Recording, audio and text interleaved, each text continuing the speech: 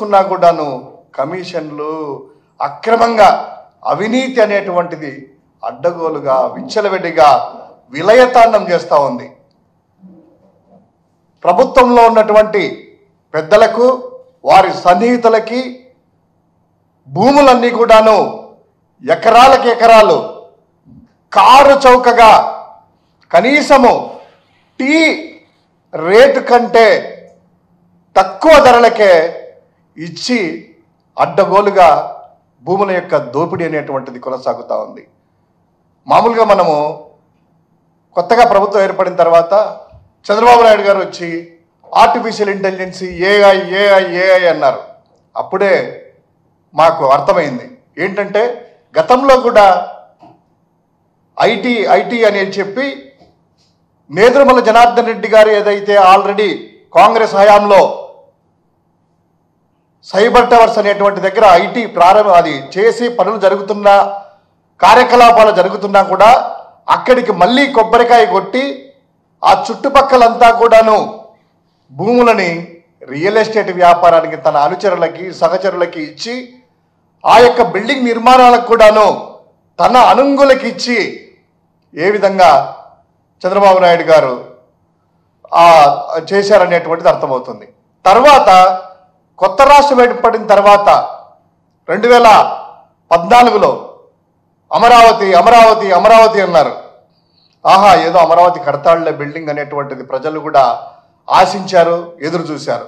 కానీ అక్కడ జరిగింది ఏంటంటే అమరావతిలో కేవలము G+1 5 బిల్డింగులు కట్టి తద్వారా అది కూడాను విపరీతమైనటువంటి రేట్లు వాళ్ళ అనుంగులకి ఇచ్చి వారి ద్వారా హైదరాబాద్లో ఒక బిల్డింగు, అదేవిధంగా మంగళగిరిలో ఇవన్నీ కూడా పార్టీ కార్యక్రమాలన్నీ కూడా వాళ్ళ చేత ఎలా కట్టించుకున్నారో ఏంటి అనేటువంటిది మనకి ఇంకొక ఉదాహరణ.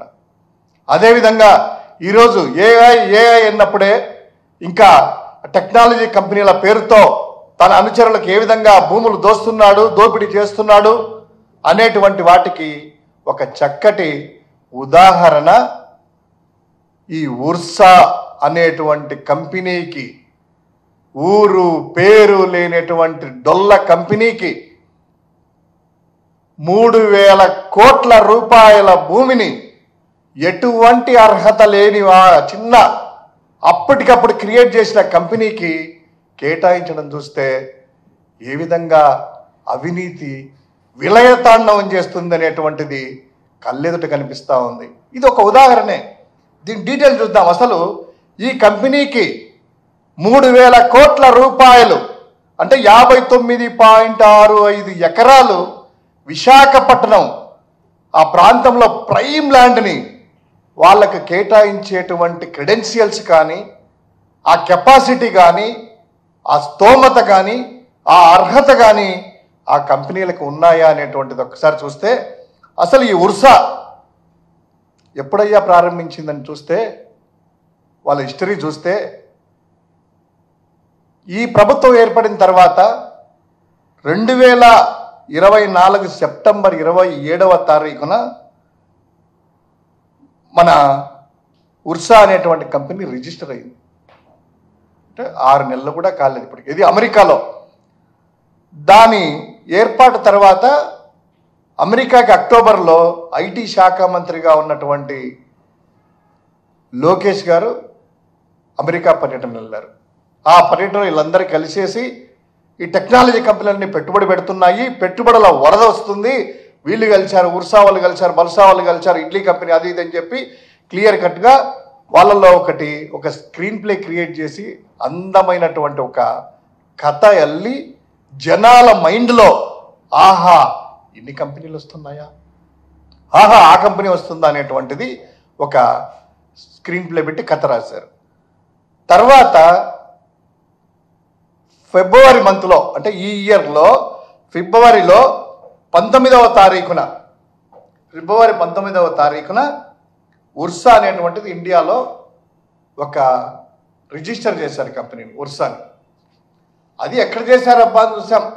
ఈ ఉర్సాని కంపెనీ ఏమన్నా ఫైనాన్షియల్ డిస్ట్రిక్ట్లో ఉందా, హైటెక్ సిటీలో ఉందా, 20,000 గజాల్లో ఉందా? ఎందుకంటే సాఫ్ట్వేర్ కంపెనీ ఇప్పుడు టీసీఎస్ కావచ్చు, విప్రో కావచ్చు, చిన్న కంపెనీలు తీసుకున్నా కూడాను, ఇన్ఫోటెక్ కావచ్చు, ఏదైనా కూడాను వేలాది స్క్వేర్ ఫీట్లో చదరపు అడుగుల్లో కంపెనీలు పెట్టుకొని ప్రైమ్ ఏరియాలో ఉంటాయి. అదేనా అని చూస్తే ఇది ఎక్కడుందిరా అడ్రస్, అది ఇది చూస్తే వాళ్ళు ఇచ్చినట్టు అడ్రస్ కానీ చూస్తే ఇదిగో ఇది చిన్న అపార్ట్మెంట్లో ఒక ఫ్లాట్, చిన్న కుటుంబం ఉండేటువంటి 2 BHK 2 బెడ్రూములు కలిగినటువంటి చిన్న గది. ఈ గదిలో ఇంత పెద్ద 3,000 కోట్ల రూపాయల భూములు ఇచ్చేటువంటి కంపెనీ ఉందట. ఈ ఫ్లాట్ చూస్తే అర్థమవుతుంది ఏంటని. దీనికి సరే ఇది ఏమన్నా పవర్ బిల్లు అవి చూసుకున్నట్లయితే ఎంత ఉంది రాయన, ఎంత కడుతున్నారు, ఎంత ఖర్చు అవుతుందంటే కనీసం ఆ కరెంటు బిల్లు కూడాను ఇండివిజువల్ అంటే 2 రకాలు, కమర్షియల్ మోడా లేకపోతే నార్మల్ అంటే హౌస్ హోల్డ్ ఇచ్చేటువంటి కరెంట్ కనెక్షన్. సరే ఒక్కసారి బ్యాంక్ స్టేట్మెంట్లు చూస్తామంటే వాళ్ళు పెట్టుబడి పెట్టిందే 10 లక్షల రూపాయలంట. ఇద్దరు కలిసి సతీష్ అబ్బూర్ అంట, కౌశిక్ అంట పార్ట్నర్స్తో 10 లక్షల రూపాయల మూలధనంతో పెట్టినటువంటి కంపెనీ అంట. దానికి 3,000 కోట్ల రూపాయలు ల్యాండ్ అంట, ప్రాజెక్టులు కాకుండా. సరే ఇన్ని చూస్తే దానికి బ్యాంక్ స్టేట్మెంట్ కావచ్చు, లేకపోతే దానికి క్రెడెన్షియల్స్ కావచ్చు, ఫాస్ట్ హిస్టరీ కావచ్చు, ఏ తీసుకున్నా కూడాను కనీసం అంటే దానికి 20 లక్షల రూపాయల కాంట్రాక్ట్ ఇచ్చేటువంటి కాంట్రాక్ట్ భూమి కాదు, 1/2 సెంటు భూమి ఇచ్చేటువంటి కెపాసిటీ కూడా వాళ్ళకి లేదు. వాళ్ళు పెట్టిన 10 లక్షల రూపాయల పెట్టుబడికి ఒక 1/2 సెంటు భూమి కూడా రాదు వాళ్ళు కొనాలనుకున్నా కూడా, అటువంటి కంపెనీ అది. సరే దాని గురించి ఒక్కసారి ఏం జరిగింది అదంట అంటే ఈ కంపెనీ ఏర్పాటు చేయడము ఫిబ్రవరిలో ఏర్పాటు చేశారు 19 తారీఖున. ఏప్రిల్ 10వ తారీఖు వచ్చే లోపల 40 రోజుల లోపల ముఖ్యమంత్రి గారు అధ్యక్షత ఉన్నటువంటి బోర్డులు SIPB అంటే state investment promotion board, state investment promotion committee అనేటువంటిది 2 కమిటీలు ఉంటాయి. నార్మల్గా ఎక్కడికైనా కూడా భూములు ఇవ్వాలన్నా, ఆ DPRలో స్టడీ చేయాలన్నా వారికి ఉందా కెపాసిటీ, ఉద్యోగస్తు మనకి ఎంప్లాయ్మెంట్ ఇవ్వగలరా, ఇప్పుడు పెట్టుబడి పెట్టగలరా అనేటువంటిది అత్యున్నతమైనటువంటి బాడీ ఇది SIPB, SIPC. వీటిలో కూడా నిర్ణయాలు తీసేసుకున్నారట. 59.65 ఎకరాలు మన ఈ 10 లక్షల రూపాయల క్యాపిటల్ ఉండేటువంటి కంపెనీకి, చిన్న అపార్ట్మెంట్లో ఉండేటువంటి కంపెనీకి 59.65 ఎకరాలు దాని వాల్యూ ఎంత అంటే వారి లెక్కల ప్రకారమే 3,000 కోట్ల రూపాయలు. అది దేనికి పెడుతుందిరా అంటే డేటా సెంటర్ పెడతారట. ఏమయ్యా భూములు లేదు కదా, కనీసం అంటే కనుక ఆఫీస్ కూడా లేదు, ఇది ఇదంటే డేటా సెంటర్ కదా, మేము ఆఫీస్ తర్వాత పెడతాము అనేటువంటి వివరణలు వస్తున్నాయి. అంటే ఇప్పుడు మైక్రోసాఫ్ట్ ఉంది, తర్వాత డేటా సెంటర్లో ఇన్ఫోసిస్ ఉంది, TCS కావచ్చు, ఇంకో కంపెనీ కావచ్చు, లేదా వీళ్ళందరూ కూడా కంపెనీలు డేటా సెంటర్ పెట్టే కంపెనీలకి అడ్రస్లు కానీ ఆఫీసులు కానీ వాళ్ళ కాంట్రాక్ట్లు ఇచ్చినాకనే వస్తాయా, ముందు వస్తాయా ఒకసారి ఆలోచన చేసుకోవాలి. తర్వాత ఇది ఈ ఉల్సా కంపెనీకి సంబంధించిన వాటిలో మన క్యాబినెట్లో కూడా తర్వాత నిర్ణయం తీసుకోవడము, SIPBలో నిర్ణయం తీసుకోవడం జరిగింది. ఒకటి అడుగుతూ ఉన్నాము, అసలు ఈ సతీష్ అబ్బూర్ అనేటువంటి వ్యక్తి కానీ ఆ కంపెనీలో ఉన్నటువంటి పార్ట్నర్స్ కానీ గత హిస్టరీ తీసుకున్నా కూడాను 21st సెంచరీ అనేటువంటి ఒక ఇన్వెస్ట్మెంట్ పెట్టి దాదాపు ఒక్కొక్కరి దగ్గర 20 లక్షలు 30 లక్షలు తీసుకొని పారిపోయినటువంటి క్రెడెన్షియల్స్ ఉన్న డిఫాల్టర్స్ వీరికి సంబంధించినటువంటి వాటిలో పెడితే నిన్న ఒక వీడియో రిలీజ్ చేశారు ఆయన, సతీష్ గారు అనేటువంటి ఆయన అనుకుంటాను, మేనేజ్మెంట్ కంపెనీ నుంచి వచ్చి మాకేదో లేదు అని ఆ మాట చెప్తాను. ఇవన్నీ కూడా సోషల్ మీడియాలో చక్కర్లు కొడుతున్నాయి, నీదే కదయ్యా అని. సరే ఇంకొకటి, ఇంత జరిగి ఆ 10 లక్షల కంపెనీకి పెట్టుబడి పెట్టే వాళ్ళ యొక్క మూలధనం ఉన్నటువంటి కంపెనీకి ఇంత ప్రాజెక్టులు వస్తున్నాయని ఇంతవరకు ఎప్పుడు కేటాయించింది ఏప్రిల్ 19 నుంచి ఇంతవరకు గొడవ జరుగుతూ ఉంటే ఈ రోజు వరకు ప్రభుత్వం నుంచి కానీ ప్రభుత్వంలో ఉన్నటువంటి సంబంధిత శాఖ మంత్రి కానీ పరిశ్రమల శాఖ మంత్రి కానీ పరిశ్రమలకు సంబంధించినటువంటి కార్యదర్శులు కానీ ప్రభుత్వ కార్యదర్శులు కానీ చీఫ్ సెక్రటరీ కానీ, ముఖ్యమంత్రి గారు కానీ, డిప్యూటీ సీఎం గారు కానీ ఇంతవరకు దీనికి స్పందించలేదు.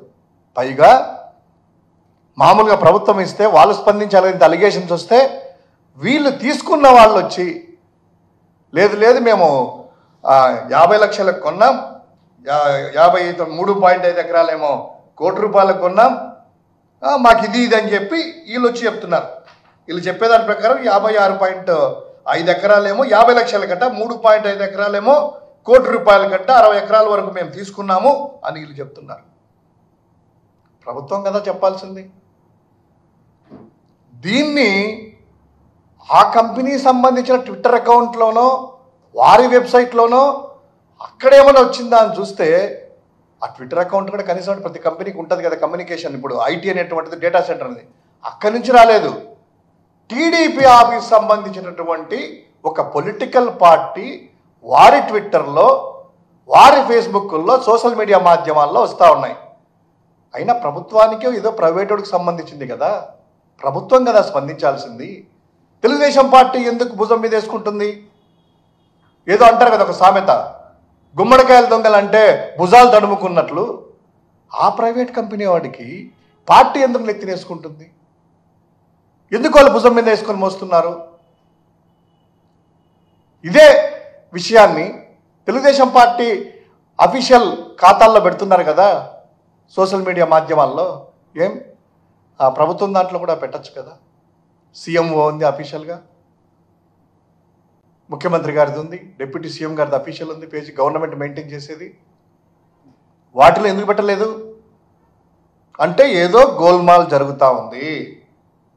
ఈ భూములు అనేటువంటిది క్లియర్ కట్గా ఈ అపార్ట్మెంట్లో ఉన్నటువంటి చిన్న కంపెనీకి, 2 నెలల కంపెనీకి, ఏ విధమైనటువంటి క్రెడెన్షియల్స్ లేని కంపెనీకి ఇచ్చారు. అంటే దీనిలో ఎవరెవరి పాత్ర ఉంది, ఎవరెవరికి కేటాయింపులు జరిగాయి, దీని వెనకలు ఉన్నటువంటి మతలబ్ ఏంటి, ఈ 3,000 కోట్ల రూపాయల్లో ఎవరెవరికి ఎంత వాటాలు వెళ్ళాయి, ఈ ప్రజలకి నిగ్గు తేల్చాల్సినటువంటి విషయాలు.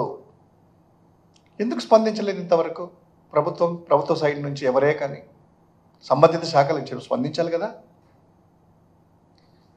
ఒకటి క్లియర్గా వైఎస్ఆర్ కాంగ్రెస్ పార్టీ కానీ మేము కానీ డిమాండ్ చేస్తూ ఉన్నాం. నిజంగా అవినీతి కానీ, ఇంత విచ్చలవిడి కానీ, ప్రాసెస్ కానీ అవి లేనప్పుడు ఎస్ఐపిబి సంబంధించినటువంటి మినిట్స్ కావచ్చు, ఎస్ఐపిసి సంబంధించినటువంటి మినిట్స్ ఆఫ్ మీటింగ్ సంబంధించినటువంటి వాటిలో క్లియర్ కట్గా ఉంటుంది కదా దాని క్రెడెన్షియల్స్ కానీ, ఇది ఇంత ఇచ్చాము దానివల్ల అని కన్విన్స్ అయినటువంటిది.